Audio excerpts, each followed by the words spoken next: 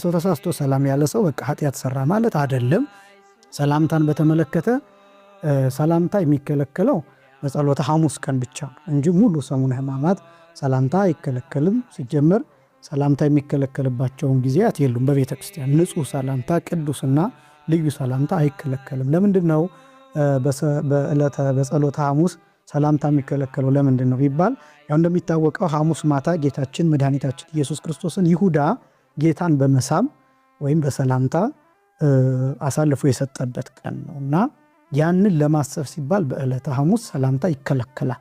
እንደዚህም ሲባል ዋናው ነጥብ ወዳጆችን ሰላም ማለት ወይም ደግሞ የተቀደሰ ሰላምታ መስጠት እሱ ኃጢአት ሆኖ አይደለም። ነገር ግን ለማሰብ ይህንንም አባቶቻችን በነገራችን ላይ በቅዳሴ ሁልጊዜ እንደሚባለው ዲያቆናቱ ወጥተው የሚያሳዩት አለ በቅዳሴ ጊዜ የማይቋረጥና በዕለተ ሐሙስ እሱ ይከለከላል፣ አይደረግም።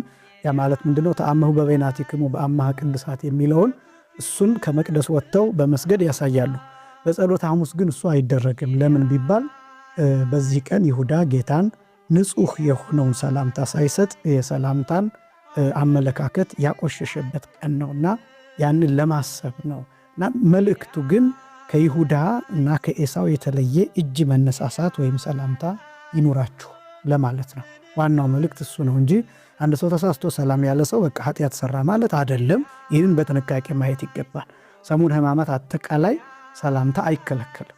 ሰላምታ የሚከለከለው ወይም እንዲታሰብ የሚደረገው በዕለተ ሐሙስ በጸሎተ ሐሙስ ብቻ ነው።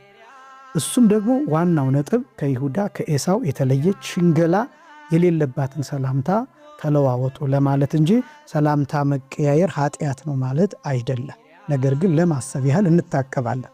አንድ ክርስቲያን ሰላም ሊነን ሲመጣ ዛሬ እኮ ሰላምታ የለም፣ ምክንያቱም ይሁዳ ጌታን አሳልፎ የሰጠበት ቀን ነው በሰላምታ ስለዚህ ሰላምታችን ንጹህ ይሁን ብለን ተማምረን እንለያይበታለን ማለት ነው። እና ይህን ነጥብ ለማስቀመጥ እንጂ ሰላምታ በራሱ ኃጢአት ነው ለማለት አይደለም።